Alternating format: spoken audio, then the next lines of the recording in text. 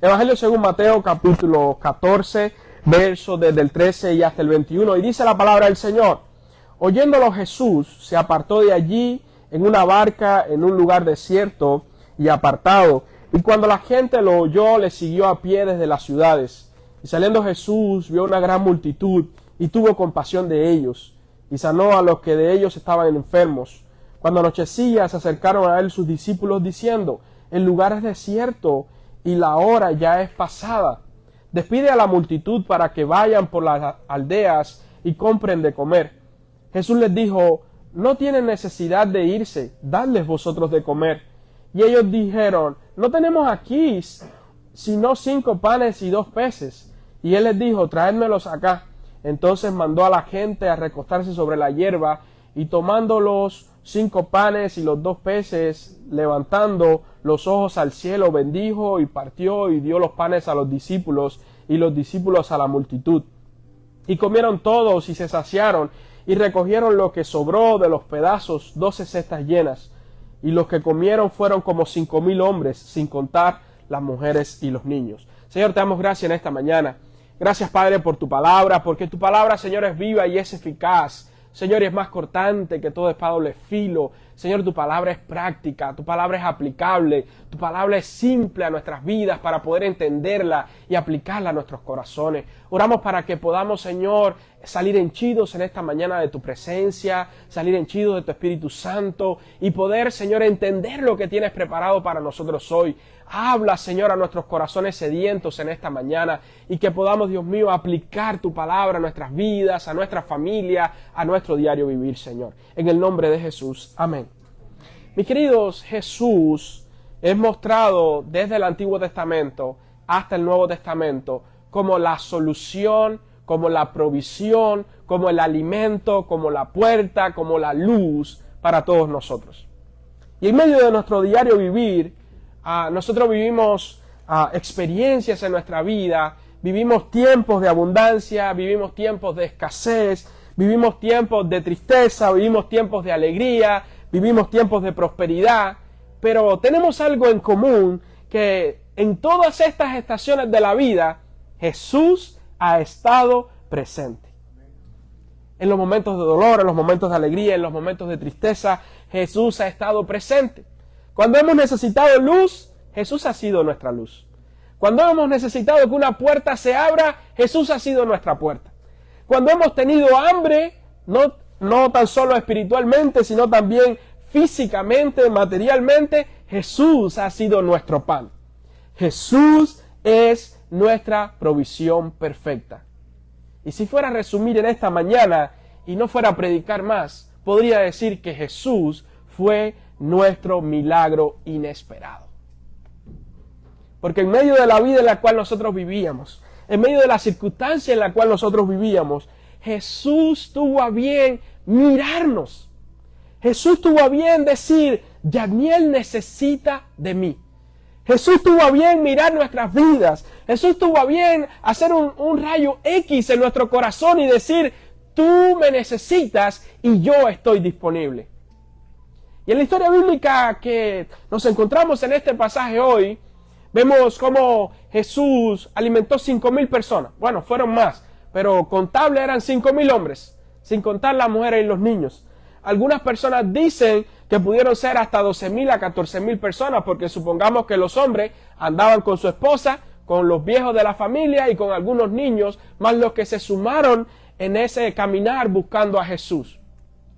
Pero viendo un poquito el contexto de la historia, si vamos unos versículos anteriormente, nos damos cuenta que Jesús había vivido una experiencia bien fuerte, porque Herodes había decapitado a Juan el Bautista, su primo, el portavoz antes de él, había sido decapitado por Herodes a petición de su sobrina en su cumpleaños, guiada por su mamá, que tenía problemas con Juan el Bautista. O sea, Juan el Bautista la había confrontado porque ella se había casado fuera de su matrimonio oficial.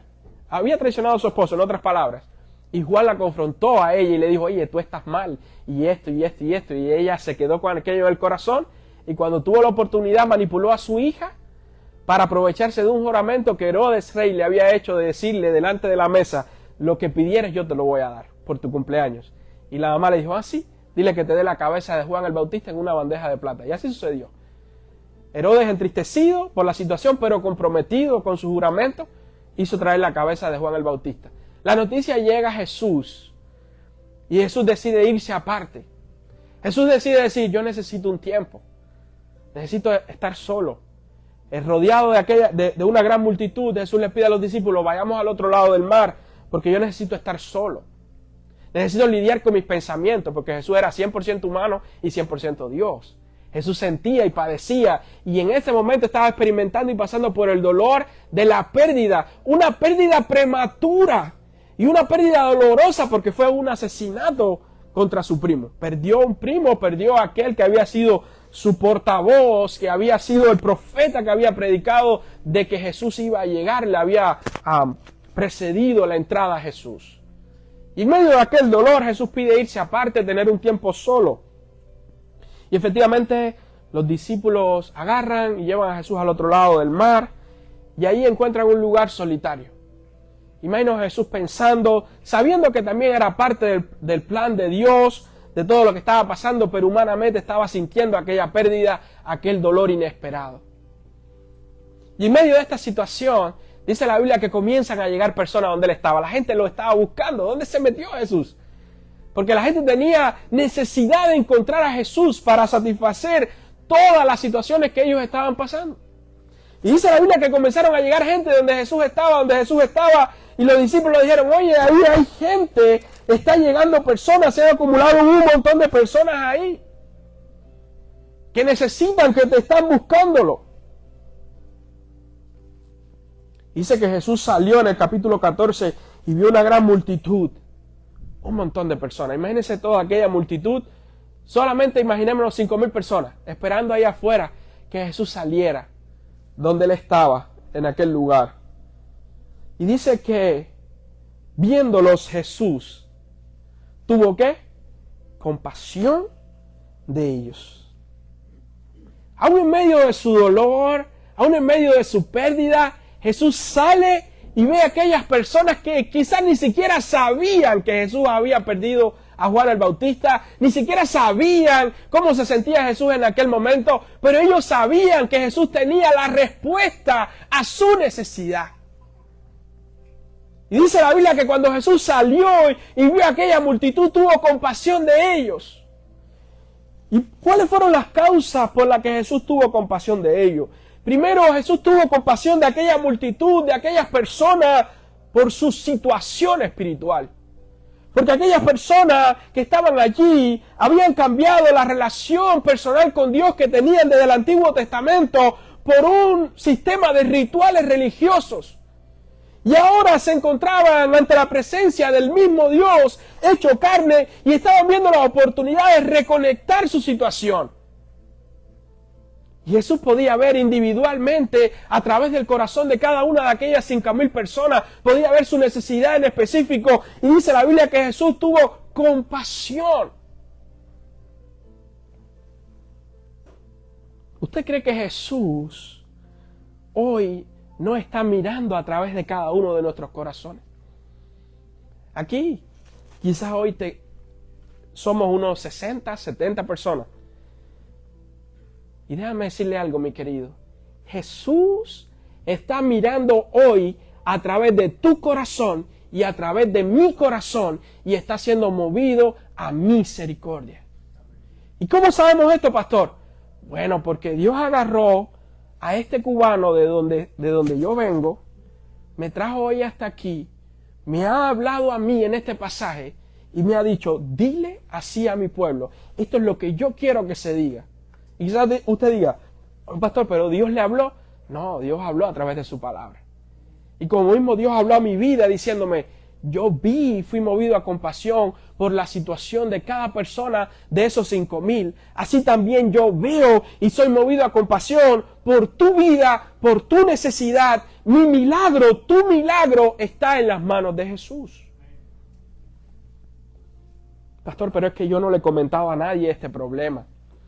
Nadie lo conoce, nadie sabe nada. Este problema yo lo estoy lidiando. Incluso no le he comentado nada a mi esposa, no le he comentado nada a mi esposo, no le he comentado nada a mis hijos. Yo solo estoy lidiando con este problema, pastor. ¿Cómo es posible? Mi querido Jesús te está mirando con compasión porque Él sabe lo que hay en nuestros corazones.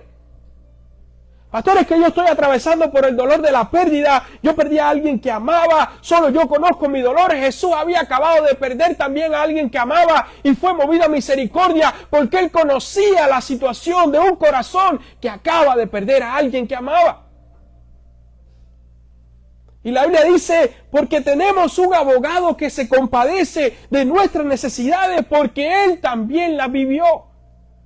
Y quizás usted diga, mi situación es particular, mi situación no tiene nada que ver con nadie, nadie ha experimentado esto, pero Jesús sí la conoce. Y si hay una promesa en esta mañana, mis queridos hermanos y hermanas, es que Jesús está siendo movido a misericordia para ser propicio a tu vida y a tu necesidad. Jesús fue movido a compasión por la situación espiritual de esta gente. Jesús fue movido a compasión por la situación política de aquel momento, donde estaban bajo el yugo de un imperio opresor que los estaba acribillando con los impuestos. Jesús estaba movido a misericordia por esa situación que se estaba viviendo en toda la nación de Israel. Y hoy hay mucha inseguridad en medio de nuestro pueblo hispano.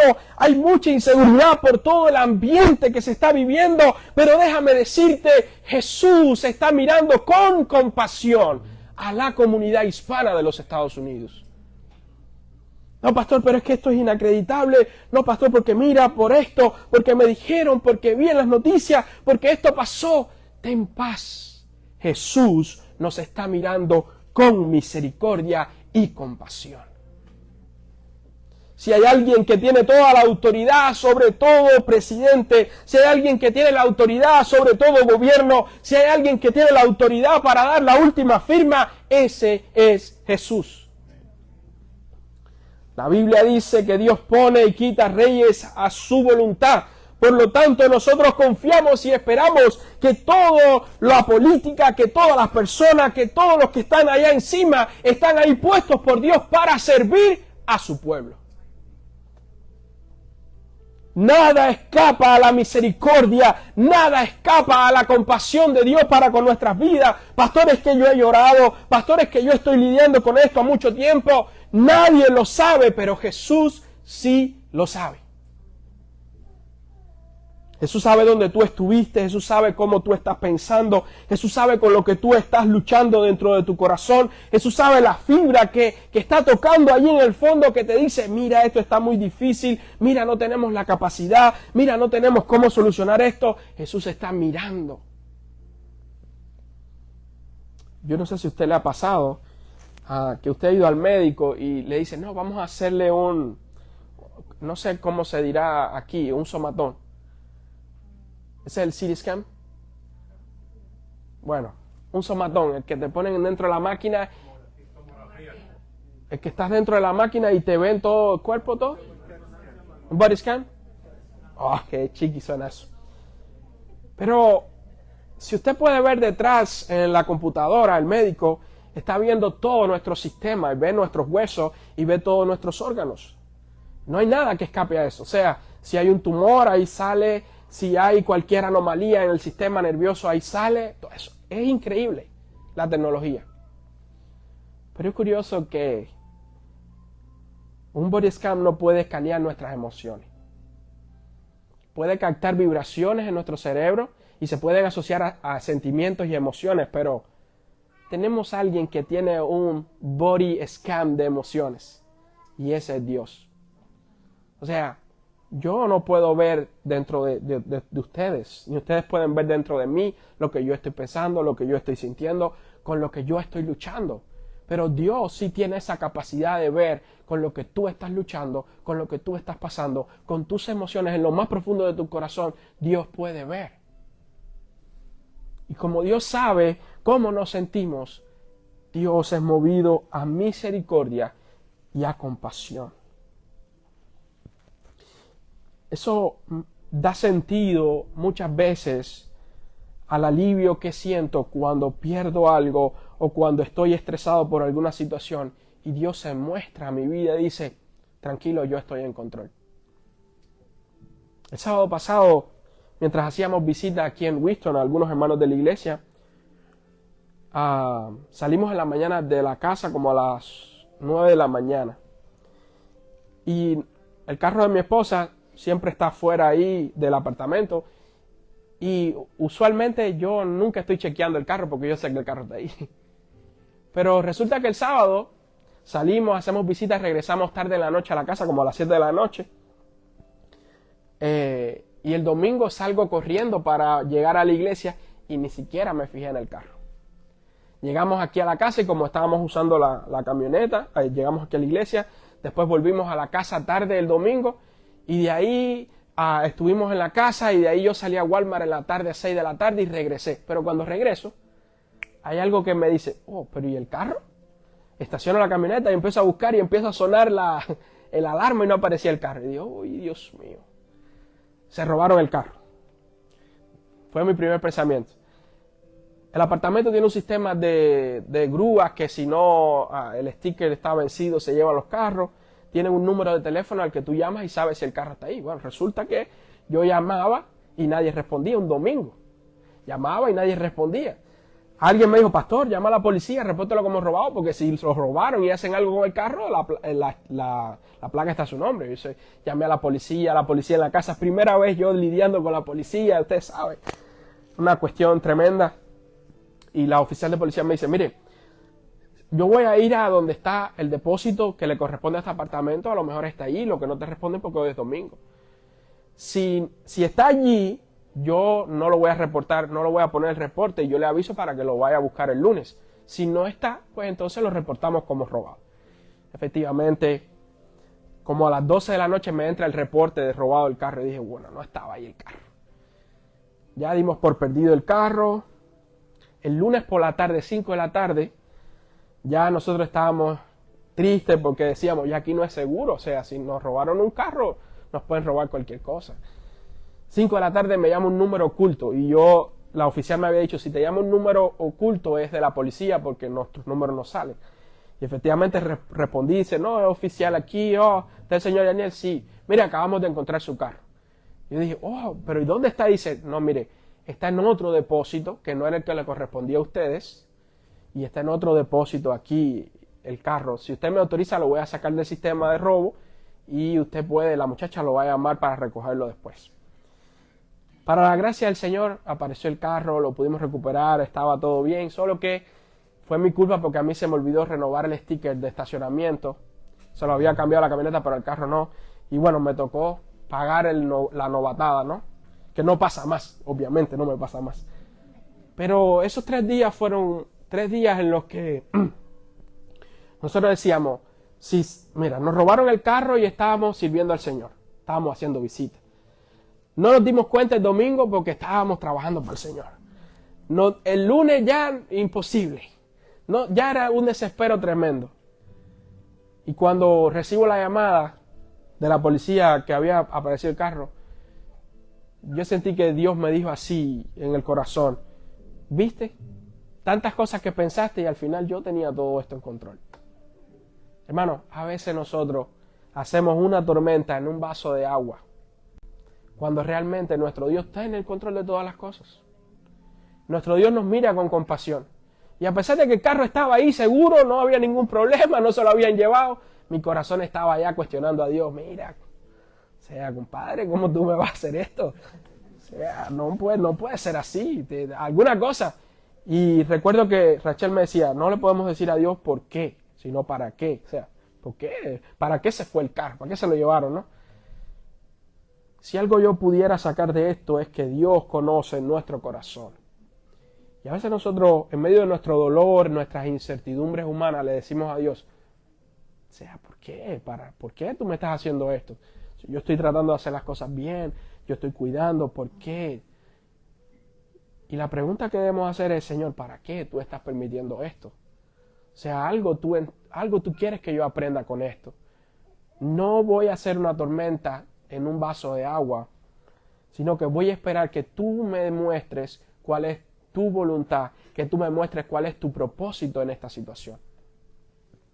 La Biblia dice que Jesús estaba al pendiente, miró a aquella multitud, fue movido a compasión. Y dice que Jesús salió, sanó a los que de ellos estaban enfermos, ministró a la vida de aquellas personas.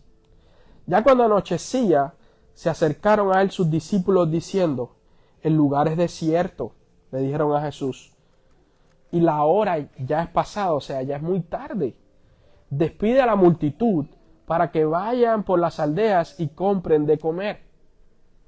Y en otras palabras, los discípulos le estaban diciendo a Jesús, dile a esta gente que se vayan y que se la arreglen como puedan para comer. Que se la arreglen como puedan. O sea, nosotros estamos bien porque nosotros aquí tenemos 5 panes y 2 pescados.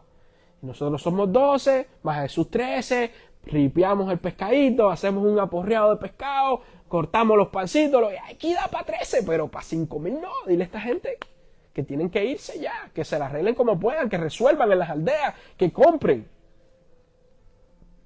Porque los discípulos estaban viendo un panorama físico, lógico. Y muchas veces nosotros somos como los discípulos, nosotros queremos buscar una solución lógica a los problemas. No, espérese, esto aquí 2 más 2 tiene que dar 4, si no da 4, pastor, esto no va a funcionar. Porque la física, las leyes de la física dicen que esto es así. Pero nosotros tenemos que entender que si existen leyes, si existe algo que funciona perfecto, es porque detrás de eso hay un arquitecto que pensó y un ingeniero que evaluó todos los pros y todos los contras y dijo, esto va a funcionar. Si nos vamos a los dispositivos electrónicos, tenemos un ingeniero de software, tenemos un ingeniero de todos los programas que hicieron que eso funcionara y todos los meses sale una actualización nueva para mejorar el sistema porque hay alguien pensando en qué es lo mejor. Y en nuestras vidas es así. Si nos vamos a las leyes universales del universo, la ley de la gravedad, la ley de la termodinámica, todo funciona de manera conectada. Si analizamos la teoría del Big Bang, dice que de una explosión se formó el átomo, esto. ¿Ustedes creen que de una explosión salió una perfección y un sistema tan perfecto que funciona al unísono? Que salió el cuerpo humano. ¿Por qué si fue evolución, por qué los monos no siguieron evolucionando? Nos damos cuenta que detrás de todo esto hay alguien que pensó en esas leyes, pensó en esa lógica para que funcionara. Pero así como un arquitecto y un ingeniero pueden alterar un software para conseguir un resultado diferente, Dios también hay ocasiones en las que rompe la lógica, rompe el software y dice, esto necesito que funcione para mi hijo, para su vida, yo voy a romper esta ley y voy a hacer que esto funcione.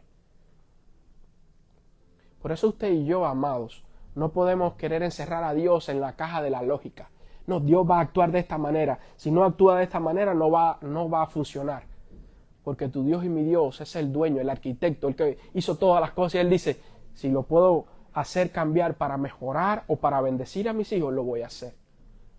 Y si nos vamos a la tormenta en el mar de Galilea, aquella tormenta lista para ahogar a todos aquellos discípulos que hizo Jesús, se paró cuando los discípulos lo llamaron y dijo, cálmese el mar, cálmese el viento. Y dice que el clima cesó. ¿Qué pasó? ¿Nosotros podemos calmar el clima? No, pero el arquitecto sí. El que controlaba el clima, sí, oye, párese ahí, clima, agua, todo tranquilo, que estos muchachos se me van a ahogar aquí, necesito darle una lección de fe. En nuestra vida es así. Solo que nosotros no nos damos cuenta que Jesús está disponible. Nosotros queremos dar soluciones como los discípulos. Dile a esta gente que se vaya y se la arregle como pueda, porque nosotros no tenemos comida. ¿Y cuál fue la respuesta de Jesús?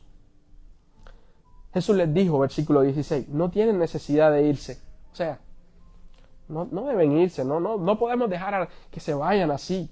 Dadles vosotros de comer. Los discípulos, ¡ey! Ahora sí yo creo que Jesús, espérate, yo creo que Jesús está con un trauma, un postraumático después de la pérdida de Juan, de tanto estrés emocional. Yo creo que Jesús está un poco, Señor, nosotros no tenemos. Versículo 17, nos no tenemos aquí sino solo 5 panes y 2 peces. Se da para nosotros 13, pero para 5,000 no va a dar. Jesús me imagino que se quedó mirándolos así, y ellos quizás pensando, yo creo que Jesús está calculando mal. Y a veces usted y yo pensamos así.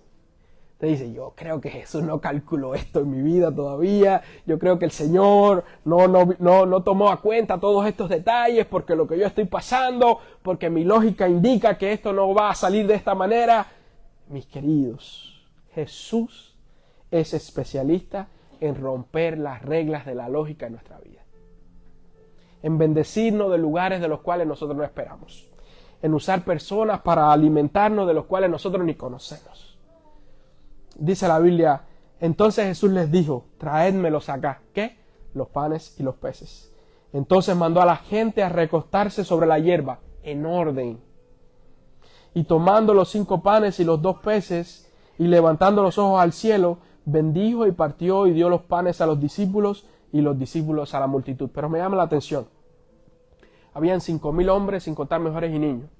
Y Jesús los mandó a recostarse a la hierba. Los dividió por grupos. Algunos teólogos y estudiosos dicen que los dividió por grupos de 50 y grupos de 100. De acuerdo a la cercanía que tenían de Jesús. Jesús cuidando de que no hubiera un atropello de los más fuertes intentando alimentarse, hicieran daño a los ancianos, a las mujeres y a los niños que estaban por el hambre. Y Jesús mandó a establecer el orden. Ok, siéntense, recuéstense, yo estoy en control, va a dar para todo el mundo.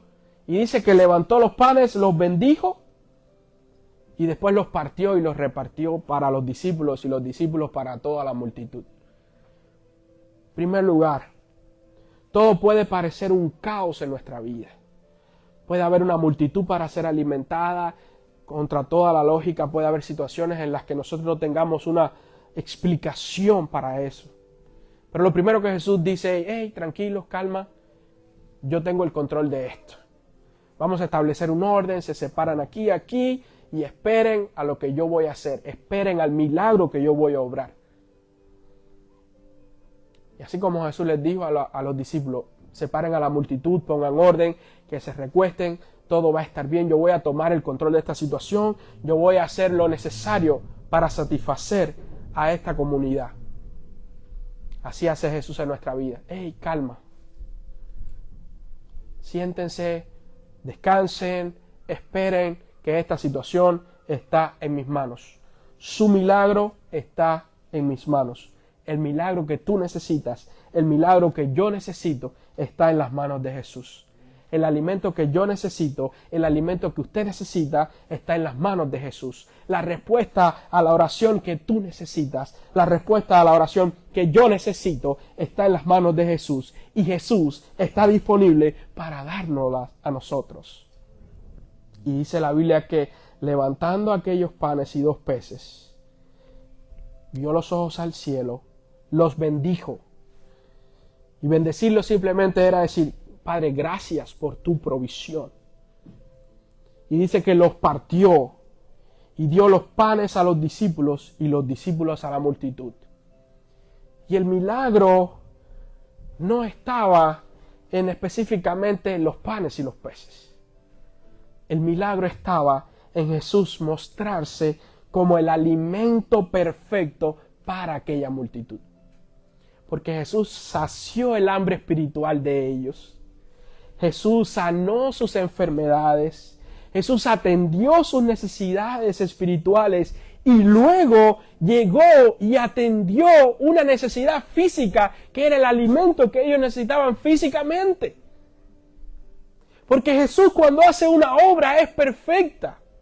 Hermano, Jesús va a cuidar de tu vida espiritualmente. Jesús va a cuidar de tus emociones. Jesús sabe de lo que tú tienes necesidad. Jesús sabe con lo que tú estás luchando en tu corazón y Él va a atender esa área en tu vida y va a proveer la solución para esa área en tu vida.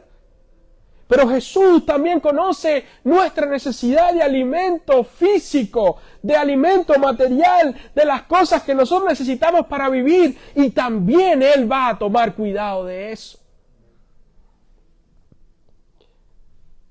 Jesús sabe que tú estás esperando respuesta de documentos y procesos migratorios.